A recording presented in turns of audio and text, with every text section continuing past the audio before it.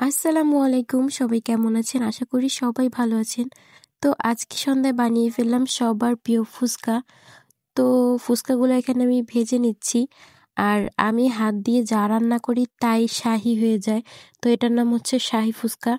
তো এখানে আমি মশলাগুলা একটু ভালো করে মিক্স করে নিয়েছি। এখন ফুচকা ভেঙে ভেঙে ভর্তি করে এটার মধ্যে ভর্তা দিয়ে দিচ্ছি। আর খেতে এত মজা হয়েছিল। আর এখানে তো আমি প্রায় ১০০টার বেশি ফুচকা ভেজে নিয়েছি। আর এই তো সব প্লেট আমরা একদম সার্ভ করে নিয়েছি। আর এইখানে কিন্তু দিতে হবে ঘোড়ার ডিম। বেশি করে ঘোড়ার ডিম স্লাইস করে দিয়ে দিচ্ছি, এজন্য আরো বেশি মজা হয়েছে। এখানে কিন্তু নর্মাল ডিম দিলে হবে না, ঘোড়ার ডিমটাই সবাই দিবেন। তো এটার জন্য আরো বেশি খেতে মজা লেগেছে।